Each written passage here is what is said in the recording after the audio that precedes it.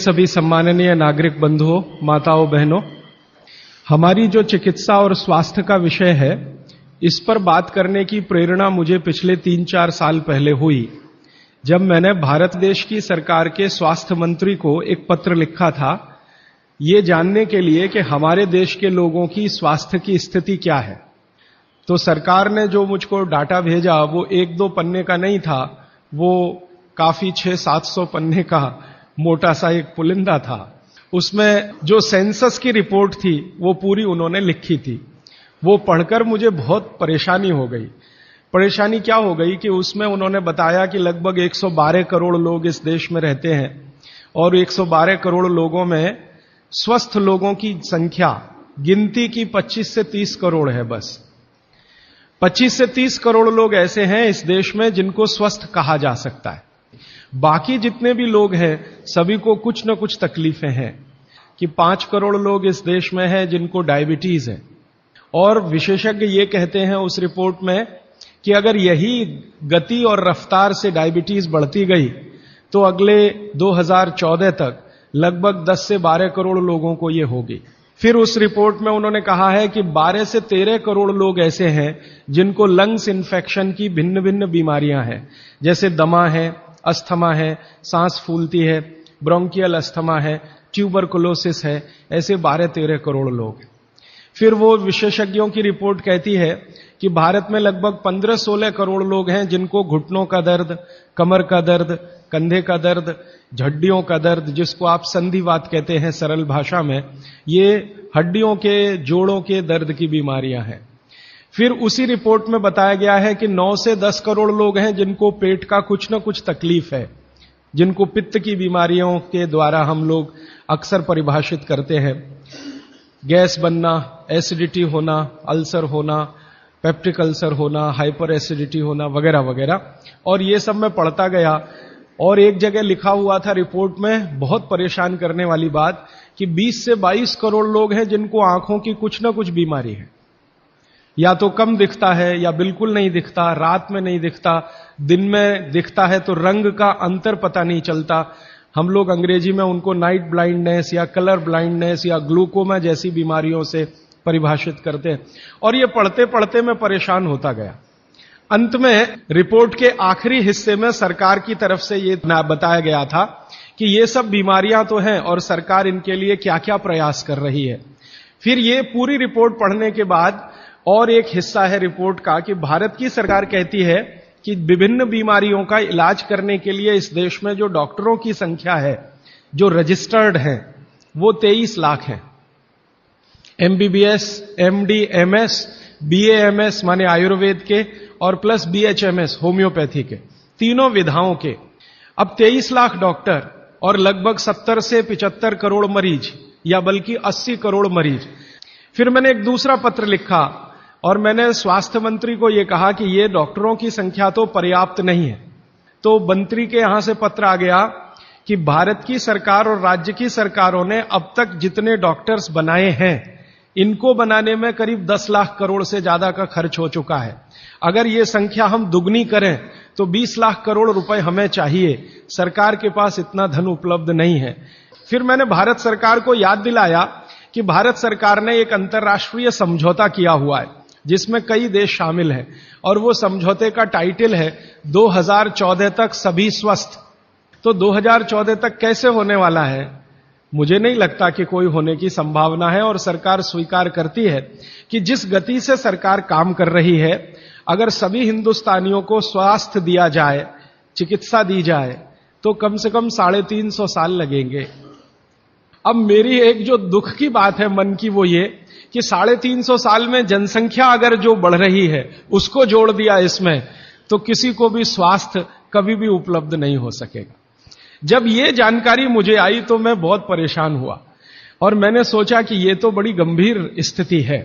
सबको स्वास्थ्य मिलना सरकार के बूते का और सरकार के दम पर, और चिकित्सा जो चल रही है इस देश में उसके दम पर तो संभव नहीं है। कोई और रास्ता ढूंढना पड़ेगा। अब दूसरा रास्ता ढूंढने के लिए मैंने भारत देश के कई बड़े चिकित्सकों से बात करना शुरू किया। तो उन्होंने कहा कि भारत में किसी को भी सरकार के भरोसे चिकित्सा कभी नहीं मिल सकती। अगर कोई व्यक्ति चाहे तो अपनी चिकित्सा स्वयं करे, तभी रास्ता खुलेगा और कोई रास्ता नहीं। पिछले 60 वर्षों में आजादी के बाद आप सब जानते हैं, सरकार भी मानती है इस बात को कि जितना विकास हुआ है एलोपैथी चिकित्सा का, जितने डॉक्टर बढ़े हैं, जितनी दवाएं बढ़ी हैं, जितने हॉस्पिटल्स बढ़े हैं, जितनी सुविधाएं बढ़ी हैं, उतनी बीमारियां कई गुना गति से बढ़ गई। अब न हॉस्पिटल पर्याप्त हैं, न डॉक्टर पर्याप्त हैं। आप अक्सर आए दिन अखबारों में समाचार पढ़ते होंगे, टीवी पर देखते होंगे कि लोगों को बिना इलाज के मर जाना पड़ता है, बिना दवा के मर जाना पड़ता है, हॉस्पिटल के बाहर बेचारे पड़े रहते हैं और डॉक्टर कहते हैं कि उनके ऊपर काम का इतना बोझा है कि वो सभी पेशेंट को अटेंड नहीं कर सकते। ये दोनों तरफ की बातें समझने के बाद मुझे वैद्य हार्डीकर जी की बात समझ में आई कि सब लोग अपनी चिकित्सा करने लगे हैं तो रास्ता खुलता है सभी के स्वस्थ होने का। तो मैंने पूछा कि क्या यह संभव है कि हर आदमी अपनी चिकित्सा खुद कर ले, तो डॉक्टर की क्या जरूरत है? तो उन्होंने कहा है कि डॉक्टर क्या करता है, आपसे कुछ बातें पूछेगा, आपको भूख लगती है कि नहीं, प्यास लगती है कि नहीं, नींद आती है कि नहीं, खाना अच्छा लग रहा है कि नहीं, वगैरह वगैरह, और ये सब आप उसको बताएंगे। ये सब बताने के बाद वो अपना कंक्लूजन आपको बताएगा कि आपको फलाना रोग हुआ है या आपको ऐसी तकलीफ हुई है। मतलब क्या है, डॉक्टर ने जो कुछ बताया आपके कहने पर, वो कोई भगवान तो नहीं है, ऐसा डॉक्टर तो कहीं नहीं है कि जो आप कुछ भी ना कहो और बता दे कि आपको ऐसा है। शायद 250-300 साल पहले रहे होंगे ऐसे कुछ चिकित्सक जो नाड़ी देखते ही बात करते थे कि आपने 10 दिन पहले ये खाया। ऐसे वैद्य रहे हैं इस देश में जो 1 मिनट आपकी नाड़ी पकड़ लें तो बता देंगे कि कल क्या खाया, 2 दिन पहले क्या खाया, 4 दिन पहले क्या खाया, 10 दिन पहले क्या खाया। आप जो बताते हैं डॉक्टर उस पर से अपना तय करता है, लेकिन उसमें भी वो पक्का नहीं होता। एलोपैथी चिकित्सा में तो सिद्धांत ही है trial and error, trial and error, trial and error. माने कोशिश करो और गलतियां करो, कोशिश करो और गलतियां करो, कोशिश करो, माने तीर चलाओ, लगे तो ठीक, नहीं तो तुक्का। फिर मैंने ये बात कंफर्म करने के लिए एलोपैथी के कई बड़े डॉक्टरों से बात की, बहुत बड़े बड़े डॉक्टरों से बात की, दिल्ली में, मुंबई में।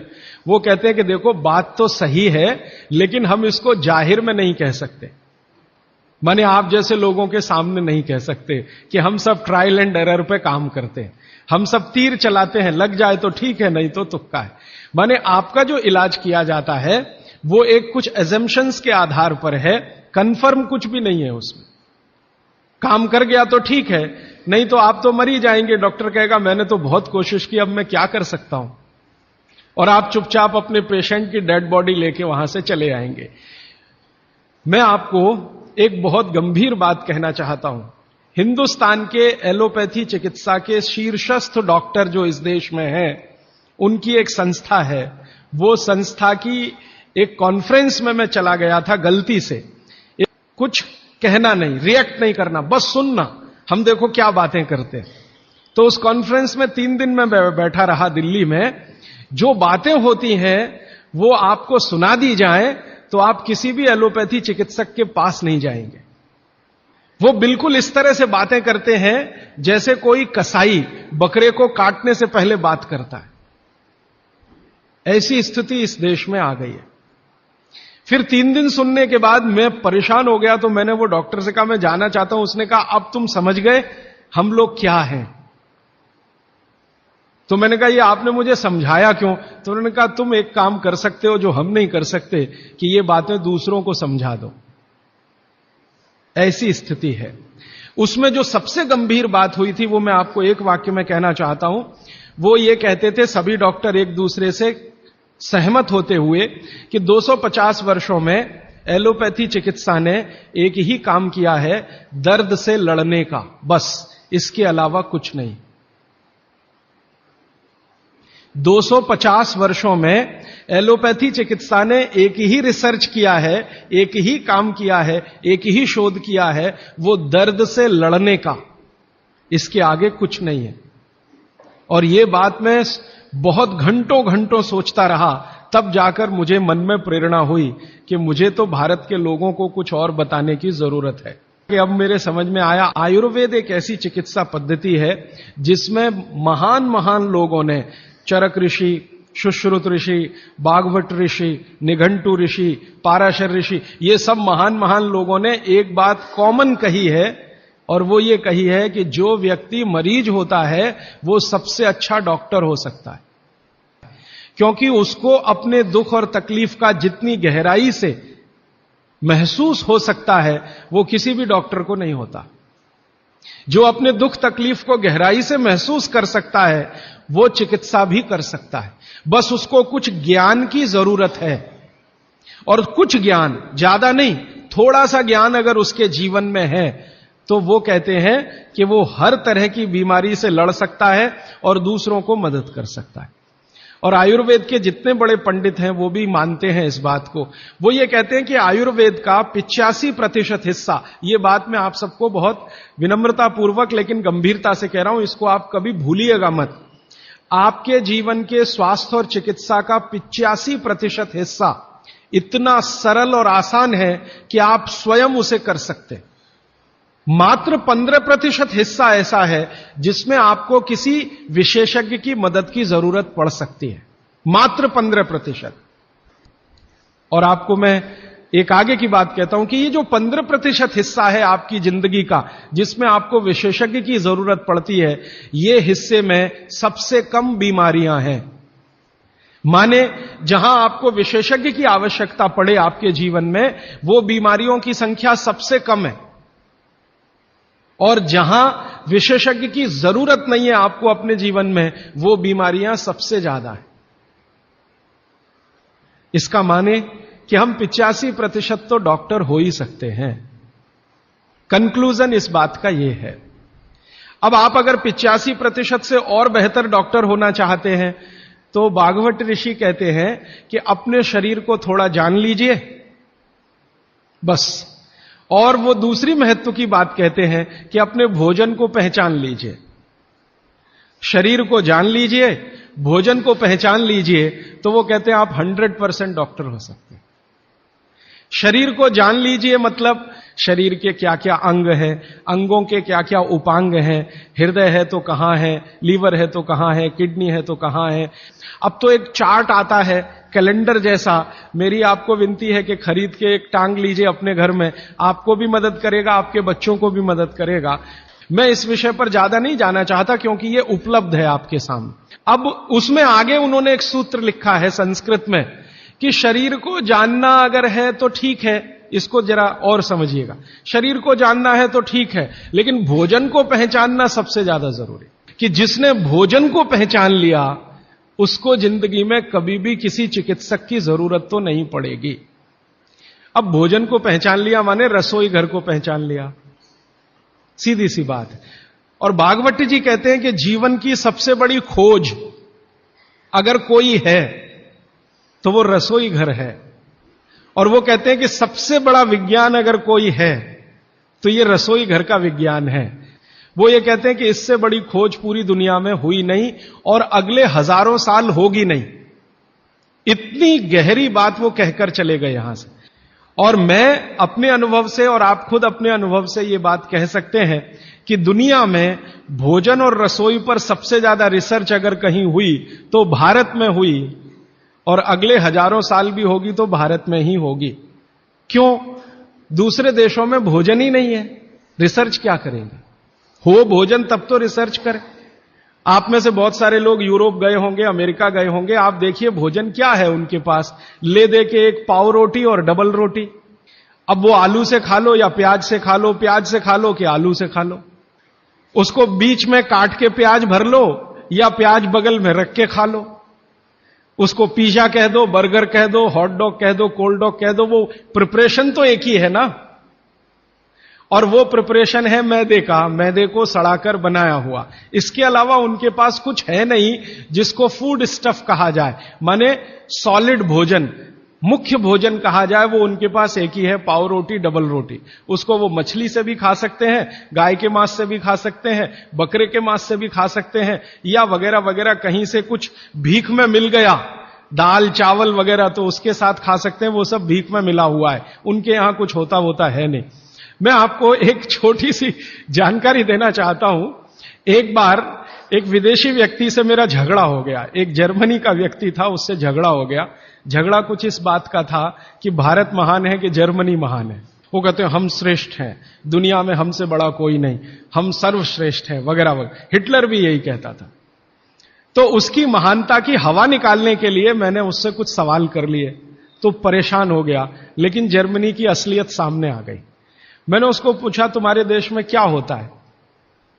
गन्ना होता है, गन्ना, शुगर केन? तो उसने कहा नहीं होता। आम होता है? आम नहीं होता। केला होता है? नहीं होता। चीकू होता है? नहीं होता। संतरा होता है? नहीं होता। मौसम्मी होती है? नहीं होती। जब बहुत परेशान हो गया तो कहने लगा देखिए मिस्टर राजीव दीक्षित, कोई भी मीठी चीज मेरे देश में नहीं होती। अब बात आगे करिए। कोई भी मीठी चीज मेरे देश में नहीं होती। एक वाक्य में उसने खत्म कर दिया। फिर मैंने कहा अच्छा चलो मीठी चीज नहीं, कड़वी चीज पूछते हैं। मेथी होती है? मेथी? मेथी तो मीठी नहीं है। तो मेथी होती है? उसने कहा नहीं होती। पालक होता है? नहीं होता। चुकंदर होता है? नहीं होता। फिर थोड़ी देर में परेशान हो गया, कहने लगा हरे पत्ते की कोई चीज मेरे देश में नहीं होती। तो मैंने कहा फिर होता क्या है? तो उसने कहा दो ही चीजें हैं, एक तो आलू होता है और एक प्याज होती है। तो आलू को प्याज में मिला के खा लो या प्याज को आलू में मिला के खा लो, और कुछ नहीं होता। फिर मैंने उसको गिनाना शुरू किया कि देखो भारत में क्या क्या होता है, मीठी चीजों में क्या क्या होता है, खट्टी चीजों में क्या क्या होता है, तीखी चीजों में क्या क्या होता है, कसैली या कड़वी चीजें क्या क्या है। 6 रस है ना, षड रस की बात कही जाती है। 6 रस में मैंने गिनाना शुरू किया तो वो कहता है कि यार इसमें तो एक एनसाइक्लोपीडिया लिख जाएगा। मैंने कहा यस, भारत में इतना ही होता है। और मैंने उसको जब ये कहा कि ये हर गांव में होता है, तब तो वो बहुत परेशान हो गए। 7,32,000 गांव हैं, हर गांव में ये सब होता है। माने किसी गांव को दूसरे पर निर्भर रहने की जरूरत नहीं है, नमक को छोड़कर। तब उसने कहा कि सच में इंडिया इज ग्रेट। ये ग्रेटनेस है अपने देश की। हमको अगर ये समझ में आती है तो भागवत जी की बातें हमको बहुत अच्छे से समझ में आएंगी। मैं भागवत जी के बारे में 1-2 जानकारी और देकर विषय पर आना चाहता हूं, ये भूमिका के रूप में कह रहा हूं। भागवत जी भारत देश के उन महान ऋषियों में गिने जाते हैं जिन्होंने चरक से भी ज्यादा काम किया। अब तक हमने बार बार चरक का नाम सुना है, चरक चरक चरक। भागवत जी चरक के शिष्य थे और चरक ने जितने साल काम किया उससे 1.5 गुना ज्यादा काम भागवत जी का है। चरक जी के जाने के बाद चरक ने जो सूत्र लिखे हैं, जो उनकी खोज है, रिसर्च है, चरक संहिता जो पूरा का पूरा शास्त्र है, उसके एक एक सूत्र को प्रमाणित करने का काम भागवत जी ने किया। प्रमाणित करने का मतलब ऑब्जर्वेशन करना, फिर जैसा रिजल्ट है वैसा ही प्राप्त करना। जैसे चरक ऋषि ने कहा यह खाने से यह होता है, मान लो उन्होंने एक स्टेटमेंट कर दिया कि यह वस्तु खाने से यह होता है। भागवत जी ने उसको प्रमाणित करने में 25 साल लगा दिए, 20 साल लगा दिए, 30 साल लगा दिए, और जब तक देख नहीं लिया तब तक उसको लोगों को कहने लायक नहीं माना। हमारे आयुर्वेद चिकित्सा शास्त्र के जो विशेषज्ञ हैं वो ये मानते हैं कि चरक जो थे महापंडित थे, बहुत ऊंचे स्थान के व्यक्ति थे, लेकिन भागवत जी थे वो साधारण आदमियों के चिकित्सक थे। इसका मतलब क्या है? इसका मतलब यह है कि चरक ने जो बातें बहुत गहराई से और गूढ़ शब्दों में कही हैं, भागवत जी ने उनको बहुत सरल करके साधारण लोगों की समझ में आए वैसा प्रस्तुतिकरण कर दिया है।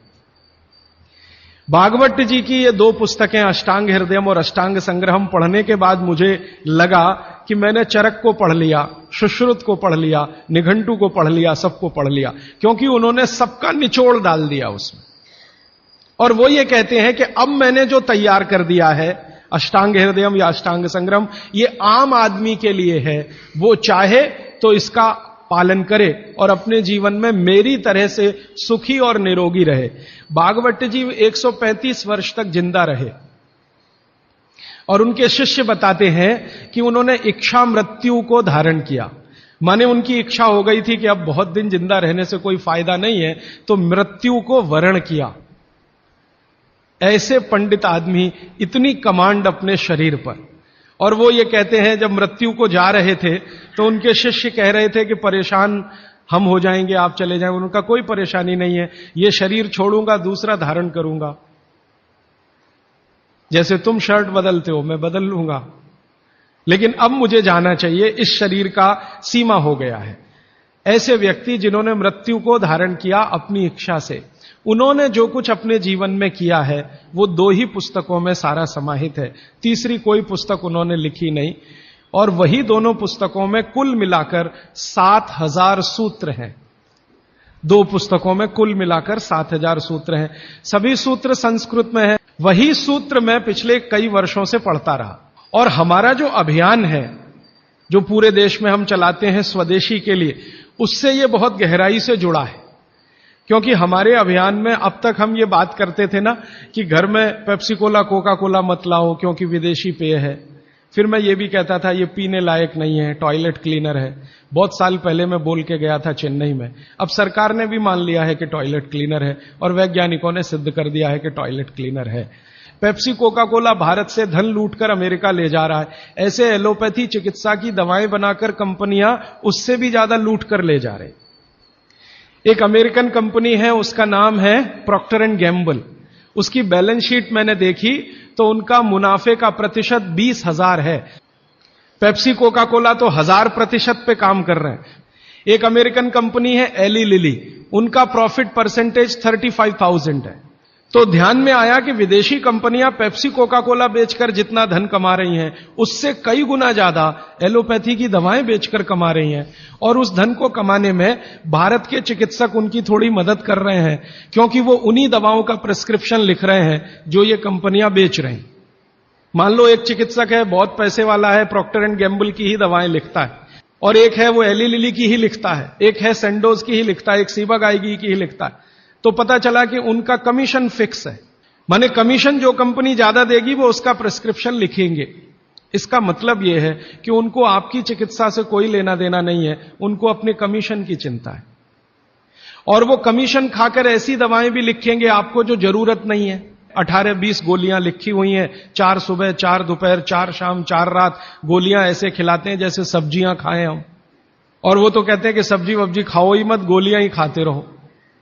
हाँ, विटामिन बी के लिए भी गोली खा लो, विटामिन सी के लिए भी गोली खा लो, विटामिन ए के लिए भी गोली खा लो, और गोली से भी ज्यादा इंजेक्शन लगवा लो। और अब तो उन्होंने पता नहीं क्या क्या सब बना दिया। माने जो प्रकृति हमें दे रही है उसके चक्कर में न फंस के ये गोलियों के चक्कर में फंसो, ताकि कंपनी का माल बिके, ताकि उनका भी कमीशन बढ़े। ये पूरे देश में चल रहा है, कहीं ज्यादा कहीं कम। मैं आपको विनम्रतापूर्वक ये कहने आया कि जिस चिकित्सक को भगवान मानकर आप उसके पास जाते हैं, पैसे भी देते हैं, फीस भी देते हैं, लेकिन वो दवा आपको देता है कमीशन के आधार पर कि ज्यादा कमीशन है तो ये दवा लिखनी है, नहीं तो नहीं लिखनी। और भारत की सरकार बिल्कुल भी फेल हो चुकी है इस कमीशन खोरी को रोकने में। और मेडिकल काउंसिल ऑफ इंडिया के पास ऐसा कोई कार्यक्रम नहीं है कि डॉक्टरों की कमीशन खोरी पर वो कंट्रोल कर सके।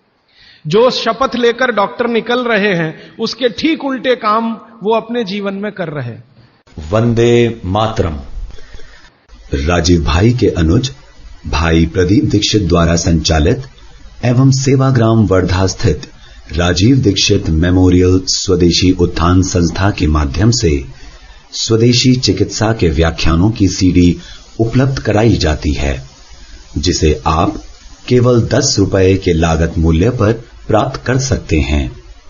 राजीव भाई के इन प्रेरणादायी व्याख्यानों की सीडी को आप अपनी क्षमता अनुसार 100, 200, 500 या अधिक संख्या में दान करें और स्वदेशी चिकित्सा के इन व्याख्यानों को घर घर पहुंचाने में हमारी मदद करें। तो ये सब बातों को ध्यान में रखकर मुझे ऐसा लगा कि भागवत जी की बात जो वो कहते हैं कि 85% जो जीवन की चिकित्सा है वो हर व्यक्ति स्वयं कर सकता है, 15% के हिस्से में विशेषज्ञ की जरूरत है। और वो जानने के लिए 5-6 साल जो काम किया मैंने, उसमें से कुछ सूत्र मैंने निकाले। तो मैं तो आपको 50 तो कम से कम बताने ही वाला हूं, क्योंकि अगले 5-6 दिन मेरे पास समय है। लेकिन उन 50 में जो 15 हैं वो सबसे महत्वपूर्ण हैं। उसमें से पहला सूत्र मैं बात शुरू करता हूं। मैंने पिछले कुछ वर्षों में काम करते करते ये सूत्रों को किताब में भी लिख डाला है, मैंने किताब बना दी है। भागवत संहिता जो है, माने भागवत जी की अष्टांग हृदयम और अष्टांग संग्रम, इनके सूत्रों को कलेक्ट करके, सेलेक्ट करके 3 भाग में एक पुस्तक बनाई है। पार्ट 1, पार्ट 2, पार्ट 3, अष्टांग हृदयम, भाग 1, भाग 2, भाग 3। मूल लेखक भागवत जी हैं। मैंने सिर्फ सिलेक्शन किया है और सिलेक्शन के साथ आज के हिसाब से उसको थोड़ा विश्लेषित किया है। जैसे मैं एक उदाहरण दूं तो आपको मेरी बात समझ में आए।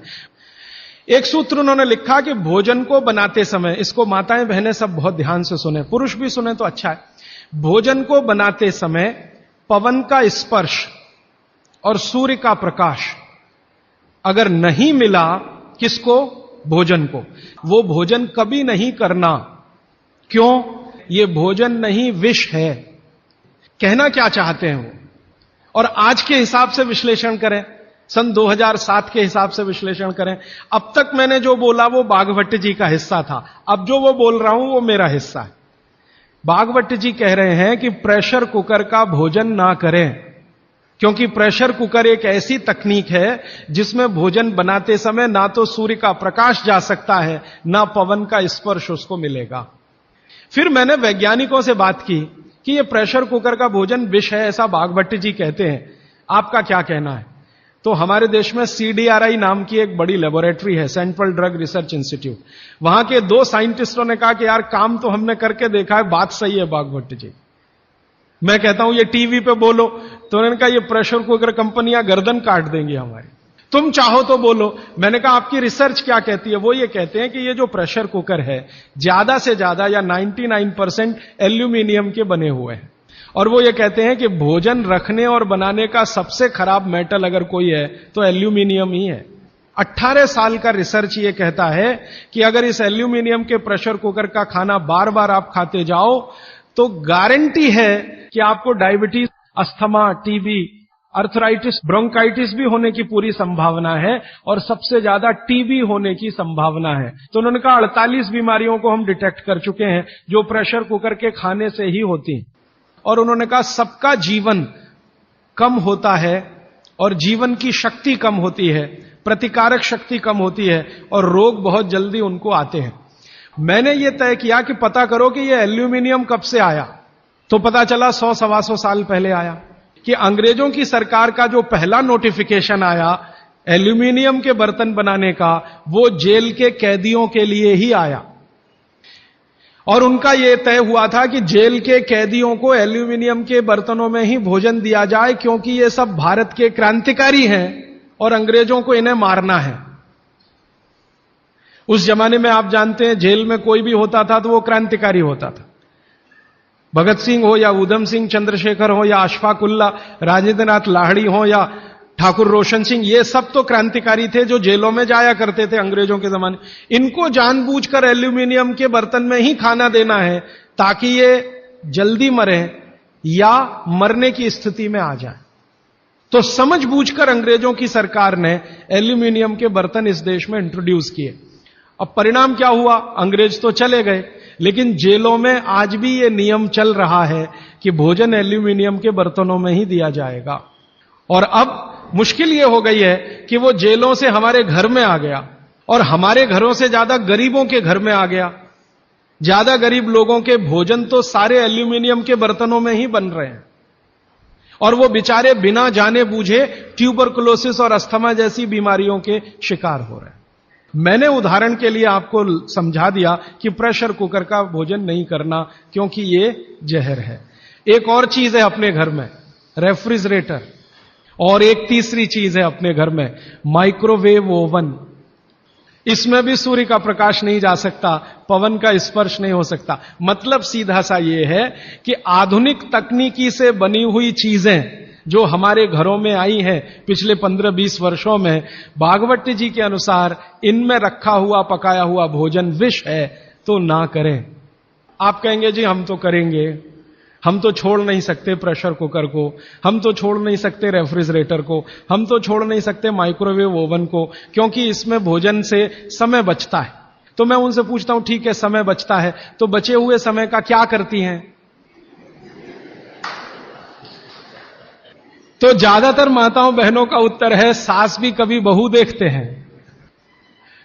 और फिर मैं जब उनको समझाता हूं कि ये जो आपने आधा घंटा या 1 घंटा समय बचाया भोजन पकाने में, ये आपका घंटों घंटों हॉस्पिटल में खराब कराएगा, तब नेट रिजल्ट क्या? वही 0 का 0। प्रेशर कुकर एक ऐसी टेक्नोलॉजी है जो खाने को जल्दी पकाती है, यह है सीधा सा मतलब। अब खाने को जल्दी पकाने के लिए यह प्रेशर कुकर क्या करता है, जो भोजन आपने उसमें अंदर रखा है पकने के लिए उस पर, और जो पानी डाला है आपने भोजन पकाने के लिए उस पर अतिरिक्त दबाव डालता है। यह है प्रेशर। प्रेशर माने दबाव। और यह अतिरिक्त दबाव कहां से आता है? प्रेशर कुकर में आपने दाल डाली, ऊपर से पानी डाला, थोड़ा हल्दी मसाले डालकर बंद करके रख दिया। अब उसमें वो एक सीटी लगा दी। वो सीटी लगाई, यही सबसे खतरनाक चीज है पूरे प्रेशर कुकर की। सीटी लगाते ही क्या करता है, नीचे से गर्म और ऊपर से भाप का दबाव। किस पर? दाल पर, चावल पर, सब्जी पर। यह दबाव डाल के होता क्या है, एक दाल को तोड़कर 2 टुकड़े, जिसको द्विदल कहते हैं, जैन समाज के लोग तुरंत समझ में आ जाएंगे, द्विदल। तो ये दाल जो है ना फट जाती है, वो दाल दरक जाती है और पानी इतना गर्म होता है तो उबल जाती है, पकती नहीं है, उबलती है। पकना और उबलने में अंतर है। उबल गई है और उसका सॉफ्टनेस बढ़ गई है, तो आपने खा लिया तो आपने कहा पकी हुई दाल खा ली। माफ करिए, दाल पकी हुई नहीं है। पकी हुई दाल का आयुर्वेद में एक सिद्धांत है कि जिस वस्तु को खेत में पकने में जितना ज्यादा समय लगता है, भोजन रूप में पकने में भी उसको ज्यादा समय लगता है। तो आप जानते हैं अरहर की दाल को खेत में पकने में कम से कम 7 से 8 महीने लगता है। क्यों? अरहर की दाल में जो कुछ भी है, जिसको आप न्यूट्रिएंट के रूप में जानते हैं, माइक्रो न्यूट्रिएंट के रूप में जानते हैं, खेत की मिट्टी में कैल्शियम है, खेत की मिट्टी में आयरन है, खेत की मिट्टी में सिलिकॉन है, कोबाल्ट है, जिप्टन है, जोरोन है, ये सब माइक्रो न्यूट्रिएंट्स खेत की मिट्टी में है। ये पौधे की जड़ में आते हैं, जड़ से तने में आते हैं, तने से फल में आते हैं। इस पूरी क्रिया में बहुत समय लगता है, तो इसलिए दाल को पकने में समय लगता है। आप दाल क्यों खाना चाहते हैं? आप दाल खाना चाहते हैं प्रोटीन के लिए। प्रोटीन कहां से आएगा? ये जो माइक्रो न्यूट्रिएंट्स का कलेक्शन दाल में इकट्ठा है, इनके टूट जाने पर, बिखर जाने पर, तो वो बिखरने और टूटने में उसको देरी लगने वाली है, क्योंकि आने में देरी लगी है। और प्रकृति का दूसरा नियम है कि जिन चीजों को पकने में, बड़ा होने में ज्यादा समय लगा है, उनको डिसॉल्व होने में भी ज्यादा समय लगेगा। और दाल जब डिसॉल्व होगी तब उसके प्रोटीन्स आपको मिलेंगे भोजन में। इसीलिए आप दाल खा रहे हैं, ताकि आपको प्रोटीन की कमी पूरी हो। कुछ विटामिन्स आपको चाहिए, कुछ प्रोटीन्स आपको चाहिए, कुछ और दूसरे अंश आपको चाहिए।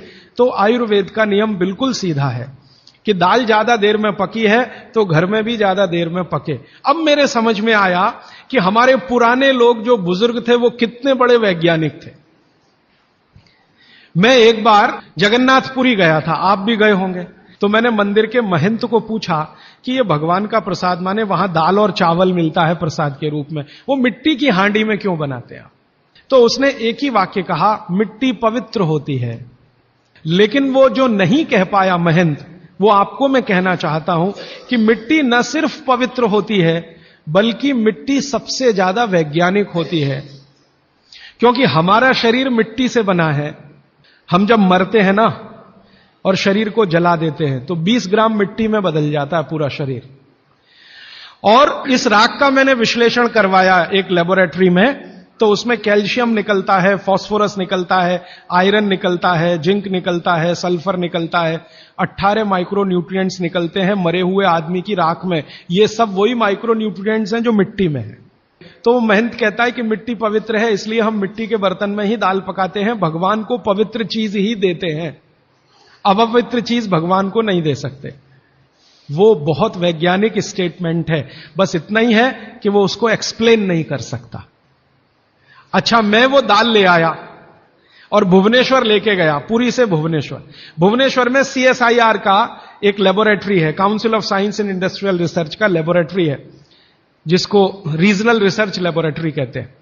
तो वहां ले गया, कुछ वैज्ञानिकों से कहा ये दाल है, उन्होंने कहा हाँ ये पूरी की दाल है। मैंने कहा इसका विश्लेषण करना है, इस दाल में क्या है? तो उन्होंने कहा हमारे पास पूरे इंस्ट्रूमेंट नहीं है, हमारे पास जो जो चाहिए वो नहीं है, आप दिल्ली ले जाओ तो बेहतर है। तो मैंने कहा दिल्ली ले गया तो खराब तो नहीं होगी? उन्होंने कहा नहीं होगी, क्योंकि ये मिट्टी में बनी है। तो पहली बार मुझे समझ में आया मिट्टी में बनी है तो खराब नहीं होगी।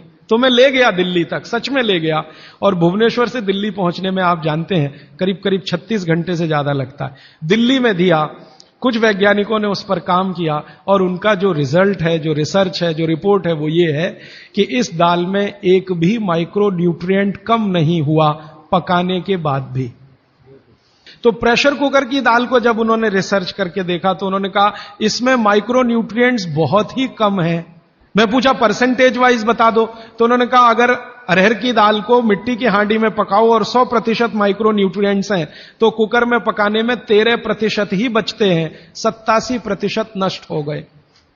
मैं पूछा कैसे नष्ट हुए, तो उन्होंने कहा ये जो प्रेशर पड़ा है ऊपर से और इसने दाल को पकने नहीं दिया, तोड़ दिया, मॉलिक्यूल्स टूट गए हैं, तो दाल तो बिखर गई है, पकी नहीं है, बिखर गई है, सॉफ्ट हो गई है।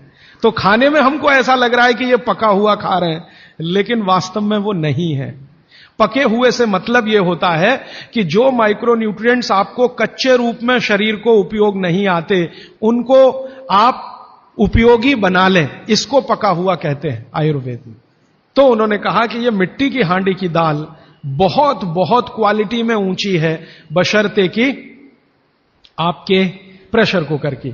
और दूसरी बात तो आप सभी जानते हैं, वो मुझे सिर्फ रिपीट करनी है कि मिट्टी की हांडी की बनाई हुई दाल को खा लीजिए तो जो उसका स्वाद है वो जिंदगी भर नहीं भूलेंगे आप। इसका मतलब क्या है, भारत में चिकित्सा का और शास्त्र पाक कला का ऐसा विज्ञान विकसित हुआ है जहां क्वालिटी भी मेंटेन रहेगी और स्वाद भी मेंटेन रहेगा। तब मैंने गांव गांव घूमता रहता हूं तो पूछना शुरू किया, तो बोलते हैं लोग कि ज्यादा नहीं 30-40 साल पहले सब घर में मिट्टी की हांडी की दाल थी। मेरी दादी को पूछा तो दादी कहती है कि हम तो जिंदगी भर मिट्टी की दाल ही खाते रहे। तब मेरे समझ में आया कि मेरी दादी को डायबिटीज क्यों नहीं हुआ, तब मुझे समझ में आया उसको घुटने का दर्द क्यों नहीं हुआ, तब मुझे समझ में आया उसके 3200 दांत मरने के दिन तक सुरक्षित थे, क्योंकि हमने उसका अंतिम संस्कार किया। अगले दिन जब राखी लेने गए तो सारे दांत उसके 32 के 32 निकले। तब मेरे समझ में आया कि 94 साल की उम्र तक मरते समय चश्मा क्यों नहीं लगा उसकी आंखों पे, और जीवन के आखिरी दिन तक अपने कपड़े खुद अपने हाथ से धोते हुए मरी थी। यह कारण है कि शरीर को आवश्यक माइक्रो न्यूट्रिएंट्स की पूर्ति अगर नियमित रूप से होती रहे तो आपका शरीर ज्यादा दिनों तक बिना किसी दूसरे की मदद के काम करता है। तो माइक्रो न्यूट्रिएंट्स पूरा सप्लाई मिला दाल में, जो खाई थी उसने मिट्टी की हांडी में पका पका के। और न सिर्फ दाल पकाती थी वो मिट्टी की हांडी में, बल्कि दूध भी मिट्टी की हांडी में पकाती थी, घी भी मिट्टी की हांडी से ही निकालती थी, दही का मट्ठा भी मिट्टी की हांडी में ही बनता था। अब मेरे समझ में आया कि हजारों साल से मिट्टी के बर्तन क्यों इस देश में आए, हम भी एल्यूमिनियम बना सकते थे। हिंदुस्तान में बॉक्साइट के खजाने भरे पड़े हैं, कर्नाटक बहुत बड़ा भंडार, तमिलनाडु, आंध्र प्रदेश बॉक्साइट के बड़े भंडार हैं। हम भी बना सकते थे, अगर बॉक्साइट है तो एल्यूमिनियम बनाना कोई मुश्किल काम नहीं है, लेकिन हमने नहीं बनाया क्योंकि उसकी जरूरत नहीं थी। इसलिए कुम्हारों की एक पूरी की पूरी जमात इस देश में खड़ी की गई कि तुमको भैया मिट्टी के ही बर्तन बनाने हैं। माने तुमसे बड़ा वैज्ञानिक कौन? अब ये कुम्हार जो इतने बड़े वैज्ञानिक हैं इस देश के, जो मिट्टी के बर्तन बनाकर हजारों साल से दे रहे हैं हमारे स्वास्थ्य की रक्षा करने के लिए, हमने उनको नीची जाति बना दिया। हम कैसे मूर्ख लोग, ये ऊंचा नीचा हमने डाल दिया इस देश में, इसी ने देश का सत्यानाश कर दिया।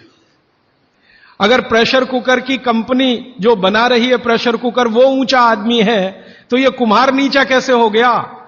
जो सबसे बड़ा वैज्ञानिक काम कर रहा है, मिट्टी के बर्तन बना बनाकर आपके माइक्रो न्यूट्रिएंट्स को, आपके सूक्ष्म पोषक तत्वों को कम नहीं होने देने के लिए मिट्टी का सिलेक्शन करता है। वो आपको मालूम है, हर एक मिट्टी से बर्तन नहीं बनते। एक खास तरह की मिट्टी है वही बर्तन बनाने में काम आती है, और एक खास तरह की मिट्टी है जो हांडी बनाती है, दूसरे खास तरह की मिट्टी में कुल्हड़ बनता है, तीसरे खास तरह की मिट्टी में कुछ और बनता है। ये मिट्टी को पहचानना कि इसमें कैल्शियम ज्यादा, इसमें मैग्नीशियम ज्यादा, इसलिए हांडी इससे बनाओ, और इसमें कैल्शियम मैग्नीशियम कम है इसलिए इसका कुल्हड़ बनाओ। ये तो बहुत बहुत बारीक और विज्ञान का काम है। ये सब कुम्हार कर रहे हैं, हजारों साल से कर रहे हैं, बिना किसी यूनिवर्सिटी में पढ़े हुए कर रहे हैं। तो हमें तो वंदन करना चाहिए, उनके सामने नतमस्तक होना चाहिए। कितने महान लोग हैं। दुर्भाग्य से सरकार की कैटेगरी में वो बैकवर्ड क्लास में आते हैं। और सबसे मजे की बात कि ये हांडी जब खत्म होगी, माने इसकी लाइफ पूरी हो जाएगी, तो ये हांडी फिर मिट्टी में मिल जाएगी और फिर वही मिट्टी से हांडी बन जाएगी। दुनिया में ऐसी कोई वस्तु नहीं है। प्रेशर कुकर के बारे में तो नहीं कह सकते आप, बायोडिग्रेडेबल है। तो आप भी कर लीजिए ये काम, प्रेशर कुकर निकालिए, मिट्टी की हांडी ले आइए। तो आप कहेंगे जी दाल देर में पकेगी, सिद्धांत ही वही है दाल का। तो जो देर में खेत में पकी है वो देर में घर में भी पकेगी। आप कहें जी मिट्टी की हांडी के बाद अगर कोई चीज है, तो हमारे यहां एक मेटल बनता है जिसको आप लोग कहते हैं एलॉय है, कांसा। तीसरा सबसे अच्छा माना जाता है पीतल। अब ये कांसे और पीतल में भी हमने काम कर लिया कि अरहर की दाल को कांसे के बर्तन में पकाएं तो उसके सिर्फ 3% माइक्रो न्यूट्रिएंट कम होते हैं, 97% मेंटेन रहते हैं। पीतल के भगोने में पकाएं तो 7% कम होते हैं, 93% बचे रहते हैं। लेकिन प्रेशर कुकर में बनाएं तो सिर्फ 7% बचते हैं, बाकी खत्म होते हैं। अब आप तय कर लीजिए, आपको लाइफ में क्वालिटी चाहिए तो आपको मिट्टी की हांडी की तरफ ही जाना पड़ेगा, माने भारत की तरफ वापस लौटना पड़ेगा, इंडिया से। अभी हम हैं इंडिया में, जो बनाया अंग्रेजों ने या बना दिया अमरीकियों ने। इस इंडिया से निकल के भारत की यात्रा करनी पड़ेगी। और मैंने पिछले 1-2 वर्षों में ये बातें गांव-गांव में कहना शुरू किया है, तो इसका परिणाम पता है क्या, कि कुम्हारों की इज्जत बढ़ गई है गांव में। और मैं मानता हूं कि मेरे व्याख्यान की अगर कोई सार्थकता है तो वो ये कि कुम्हारों की इज्जत इतनी बढ़ जाए कि वो पंडितों के बराबर आ जाएं, क्योंकि वो किसी से नीचे नहीं है, क्योंकि वो किसी से छोटे नहीं है। और मजे की बात कि वो हांडी बना के आपको 20-25 रुपए में ही दे रहे हैं, प्रेशर कुकर तो 250-300 रुपए का है।